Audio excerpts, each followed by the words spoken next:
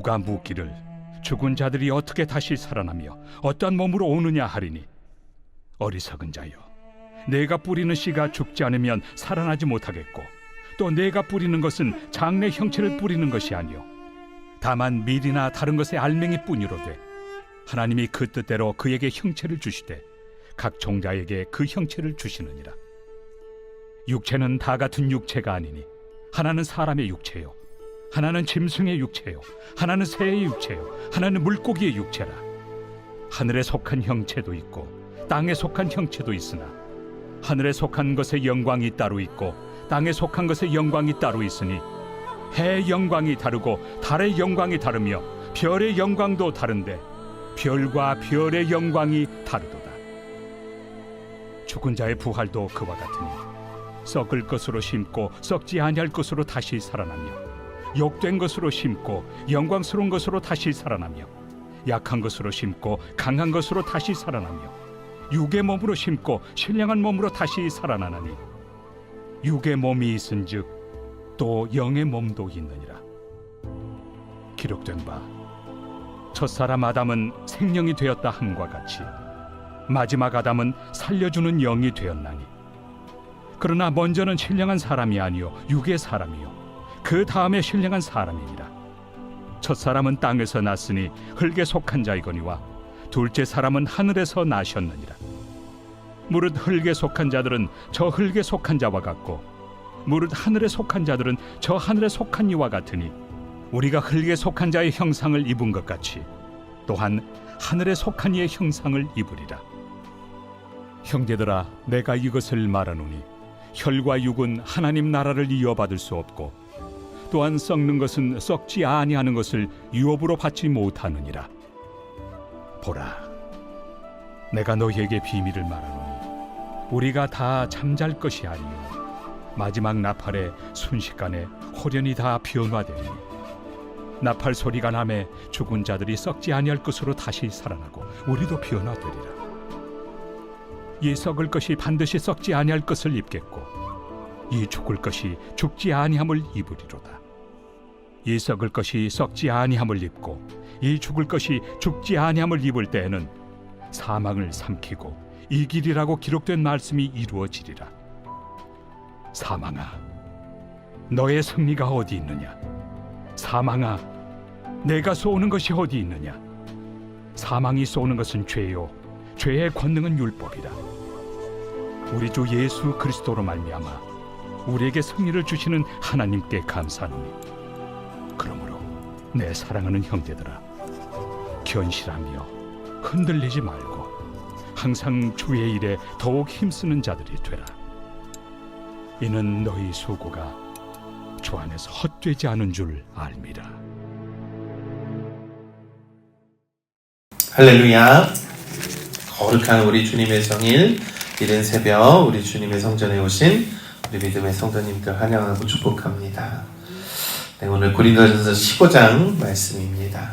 이 35절부터 이 58절까지의 말씀은요, 이 사도 바울이 부활의 중요성과 실제에 대한 그런 가르침입니다. 여러분, 우리가 죽은 자가 어떻게 다시 살아나는가라고 하는 의문에 대해서 깊이 있고 감격적인 대답을 오늘 이 장에서 사도 바울은 가르쳐주고 있습니다. 이 말씀을 통해서 우리는요, 육신의 한계를 넘어서 이 부활의 영광과 승리의 소망을 우리에게 주신 예수 그리스도의 은혜를 우리가 묵상할 수 있습니다. 이 35절의 말씀에 보면 누가 묻기를 죽는 자들이 어떻게 다시 살아나며 어떠한 몸으로 오느냐 이렇게 묻습니다. 이 많은 사람들이요, 이 부활에 대해서 비합리적이거나 신화적이거나 이렇게 여겼다라는 거예요. 고린도 교회 안에서 이 죽은 자가 어떻게 다시 살아나느냐라고 회의적으로 질문하는 사람들이 있었다라는 것이죠. 그래서 이 물음은 사실 인간의 한계 속에서 자연의 법칙을 넘어선 이 하나님의 능력을 신뢰해야 한다라고 하는 그런 믿음의 가르침이 우리에게 있는 것이죠. 이 36절과 38절은 이 사도 바울이 씨앗의 예를 들어서 비유를 들어서 설명을 합니다. 내가 뿌리는 씨가 죽지 않으면 살아나지 못하고 하나님이 그 뜻대로 그에게 형체를 주시되 씨앗의 비유를 하는데요. 이 사도 바울은 이 농사를 비유해서 우리들에게 말씀하고 있는 것이죠. 씨앗은 땅에 떨어져 썩는 것처럼 보이지만 사실은 그 죽음이 변화와 생명을 위한 과정이다라는 겁니다. 이 요한복음 12장 24절에 예수님께서도 이 한 알의 밀알이 땅에 떨어져 죽지 않으면 그대로 있고 죽으면 많은 열매를 맺느니라 라고 같은 맥락의 말씀을 하셨습니다. 여러분, 우리가 사람의 시선으로 보면 죽음은 끝처럼 보이지만 하나님의 관점에서 보면 죽음은 새로운 생명의 시작이라는 것이죠. 우리가 그것을 믿는 것입니다. 우리가 지금 입고 있는 육신은요, 완전한 것이 아니죠. 그저 씨앗일 뿐이다 라는 겁니다. 그래서 씨앗이 심겨야 싹이 나듯 우리의 육신도 장차 하나님께서 입혀주실 영광의 형체로 다시 태어나기 위해 이 땅에서 심겨져야 한다라는 겁니다. 하나님의 그 뜻대로 형체를 주시되라고 말씀하시는 것처럼 하나님은요, 각 사람에게 알맞은 영광의 몸을 주신다라는 것입니다. 여러분, 씨앗 하나하나가 다른 열매를 맺듯이요, 우리의 부활도 하나님의 섭리 안에서 다른 모습으로, 각각 다른 모습으로 나타나게 될 것입니다. 우리는 그것을 인정하고 믿는 부활의 신앙을 가지시길 간절히 소망합니다. 이 39절과 41절에는요, 이 사도 바울이 씨앗의 비유로 죽음이 곧 변화를 위한 시작임을 설명을 했던 것처럼 여기서는요, 사도 바울이 자연의 세계 안에서 다양한 질서를 통해서 하나님께서 부활을 어떻게 하시는지 또한 비유해서 말씀합니다. 이 세상에는 인간들도 있고 짐승들도 있고 새와 물고기들이 있죠. 이 네 가지 육체는요, 서로 다른 본질과 목적을 가지고 이 세상에 창조되었다라는 겁니다.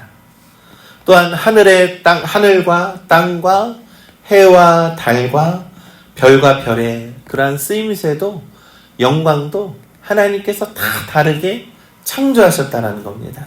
이처럼 하나님은 창조의 질서 속에서 다양함과 조화롭게, 그래서 각자의 개성에 맞는 독특한 영광을 우리에게 주셨다라는 겁니다.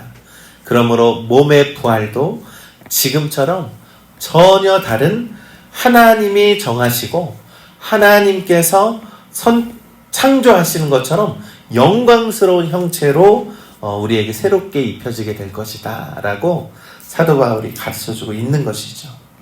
그러면서 42절에 죽은 자의 부활도 이와 같으니 썩을 것으로 심고 썩지 아니할 것으로 다시 살아나며, 현재 우리의 몸은요, 사실 시간이 가면 갈수록 쇠퇴하고 병들어가지만 부활의 몸은요, 썩지 않고 영원한 생명에 참여하는 영광스러운 몸으로 변화된다라고 합니다.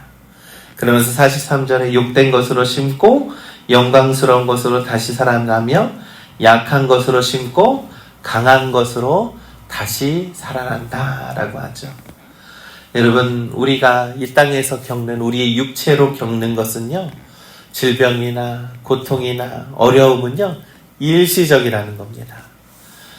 그러나 우리의 약함을 하나님께서는 강한 것으로 살아나게 하신다라고, 우리의 욕된 것, 부끄러운 것을 영광스러운 것으로 다시 살아나게 하신다라는 것이죠. 하나님은 이 모든 것을 변화시키는 그러한 부활의 은혜를 우리에게 더하여 주십니다. 그러면서 아담 안에서 있는 우리의 육체를 입었지만 그리스도 안에서, 우리가 아담 안에서는 비록 우리의 그 육체는 죄를 짓고 늘 그것 때문에 실수를 반복했던 그러한 육체를 입었지만 예수 그리스도 안에서 우리는 새로운 생명을 얻게 되었다라는 것을 가르쳐주고 있습니다. 예수 그리스도는요, 죽음을 이기시고 새로운 그러한 존재의 시작이 됐던 것처럼 우리에게 새로운 생명, 마지막 아담이 바로 예수 그리스도를 의미하는 것이죠. 그래서 예수 그리스도께서 우리에게 생명을 주신 그 은혜를 우리가 입었다라는 것입니다. 47절과 49절은 이렇게 말씀합니다. 우리가 흙에 속한 자의 형상을 입은 것 같이 또한 하늘에 속한 이의 형상을 입으리라 라는 겁니다. 여러분, 우리는 흙에 속한 자죠. 이 땅에서 살아가는 너무나도 연약한 한 줌의 흙과 같은 인생을 살고 있지만 부활의 후에는 하늘에 속한 형상, 곧 예수님의 형상을 입고 다시 부활하게 된다라는 것입니다. 그러면서 혈과 육은 하나님의 나라를 유업으로 받을 수 없고 우리가 이 몸을 입고 살아가지만 이 하나님에 속한 하나님의 나라의 유업은요, 우리의 육체로, 지금의 육체로는 받을 수 없다라는 것입니다. 오직 변화된 새로운 부활의 형상만이 하나님의 나라에 참여할 수 있다라는 것이죠. 그러면서 51절과 51절에 보라 내가 너희에게 비밀을 말하노니 마지막 나팔의 순식간에 홀연히 다 변화되리라. 그래서 죽은 자들이 썩지 아니할 것으로 다시 살아나고 우리도 변화되리라 라고 말씀합니다. 여러분, 부활이라는 것은요, 우리가 단순히 믿음으로 고백하는 그러한 부활이 아닙니다. 우리의 영원함으로 새롭게 변화되는 새로운 생명의 은혜를 우리에게 주시는 것이죠. 우리는 그것을 믿는 것입니다. 죽음조차도 우리를 가둘 수 없고 주님이 다시 오시는 그날에 우리 모두가 다 영광스러운 존재로 변화된다라고 사도 바울은 말씀하고 있는 것입니다. 사랑하는 우리 믿음의 성도 여러분, 부활은요, 우리가 다시 살아나는 것임을 믿습니다. 이것은 신앙의 고백이 아니라 주 예수 그리스도께서 다시 오실 때에 우리가 영광스럽게 변화될 수 있는 그러한 부활의 신비를 우리가 소망으로 품고 믿음으로 살아가야 한다라는 것을 우리는 믿습니다. 그래서 이 53절과 54절에 이 썩을 것이 반드시 썩지 아니할 것을 잊겠고 사망아 너의 이기는 것이 어디에 있겠느냐. 사망이 우리를 이길 수 없다라는 겁니다. 부활은 단지 죽음에서의 회복이 아니라요, 죽음의 권세를 이기는 능력인 줄을 우리 믿습니다. 예수님께서 그 사망의 권세를 이기셨던 것처럼 우리도요, 그 사망을 두려워하지 않고 죽음의 권세를 맞서 싸워 이길 수 있다라고 하는 그러한 은혜를 우리에게 주셨습니다. 그래서 성경은 말씀합니다. 사망아 내가 어디에 있느냐. 우리 주 예수 그리스도로 말미암아 우리에게 이김을 주시는, 승리를 주시는 하나님께 감사하노라 라고 말씀하죠.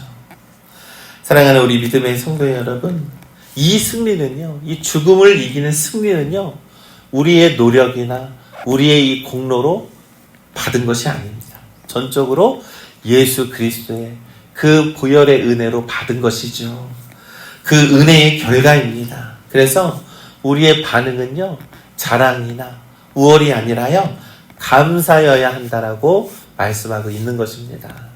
여러분, 우리가 부활의 은혜를 우리에게 주셨다라는 것은요, 정말로 주 예수 그리스도의 공로라는 사실을 우리가 결코 잊어서는 안 됩니다. 우리가 주 예수님이 다시 오실 때에 영광스러운 몸으로 변화된다라고 생각을 해보십시오. 얼마나 놀랍고 크신 은혜입니까? 그 은혜를 오직 예수님께서, 예수님으로부터 우리에게 주셨다라는 겁니다. 그러므로 내 사랑하는 형제들아, 견고하며 흔들리지 말며 항상 주의 일에 더욱 힘쓰는 자들이 되라라는 겁니다. 그 은혜를 입었으니까 우리가 주님의 사랑하는 형제들아, 주의 일에 더욱 힘쓰는 자들이 되라라고 사도 바울은 권면하고 있는 것이죠. 사랑하는 우리 믿음의 성도 여러분, 부활의 신앙은요, 우리의 믿음 고백을 넘어서서요, 우리의 예수님께서 다시 오실 때에 부활의 신령한 몸으로 다시 태어나는 영광스러운 우리의 이름을 우리는 믿습니다. 그래서 우리는 이 땅에 이 육체로 살아가는 동안 우리가 견고하며 흔들리지 말며 주의 일에 힘쓰는 자들이 되는 우리 믿음의 성도님들 되시기를 간절히 소망합니다.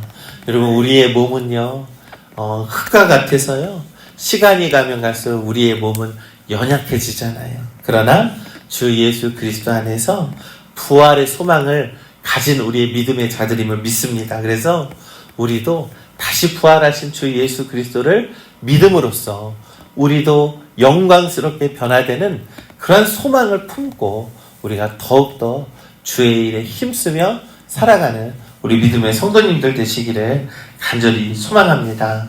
오늘도 거룩한 주님의 날입니다. 하나님께 최선을 다해서 하나님께 예배하고요, 우리의 이 신령한 몸이 하나님께 영광스럽게 올려드리는 그냥 믿음의 예배드리는 거룩한 날 되시기를 우리 주님의 이름으로 간절히 축원합니다.